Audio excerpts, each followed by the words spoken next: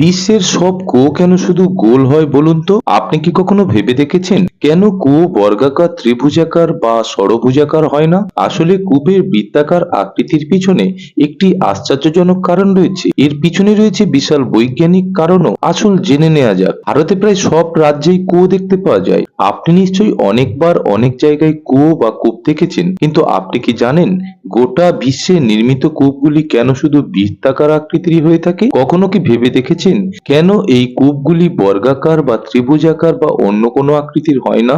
ইতিহাসে জানা যায় প্রাচীন কাল থেকেই কূপ খনন করে জল সংগ্রহ করত মানুষ। আমরা দেখে থাকি গ্রাম, এমনকি শহরে কখনো কখনো পুরনো বাড়িতে কূপ বা কুয়ো দেখতে পাওয়া যায়। আপনি লক্ষ্য করে থাকবেন যে এই কূপগুলি সদা সর্বদা গোলাকার হয়ে থাকে, কিন্তু আপনি কি কখনো ভেবে দেখেছেন এই কুয়োগুলি কেন বর্গাকার, ত্রিভুজাকার বা ষড়ভুজাকার হয় না? এর সবচেয়ে বড় কারণ হলো গোলাকার কুয়োগুলির পিছনে আসলে একটি খুব শক্তিশালী ভিত্তি বা কারণ রয়েছে। এর সবচেয়ে বড় কারণ হলো একটি গোলাকার কূপের কোনো কোণ নেই যা কুয়োর চারপাশে জলের চাপকে সমানভাবে বজায় রাখে। তাছাড়া কুয়োটি গোলাকার না হয়ে বর্গাকার হলে জলের চাপ চার কোণেই অবশ্যই থাকতো।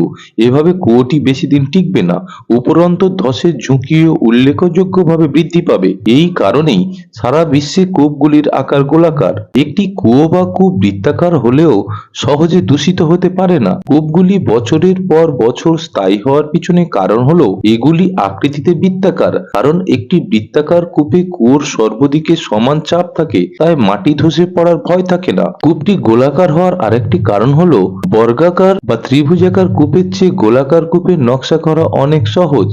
এর কারণ হলো একটি কূপ সাধারণত খনন করে তৈরি করা হয় এবং বৃত্তাকার আকারে খনন করে একটি কূপ তৈরি করা অনেক সহজ। এই গোল আকৃতির কারণে কুয়োটি বছরের পর বছর টিকে থাকে এবং বসে যায় না। এখানেও চাপ সবচেয়ে বড় কারণ।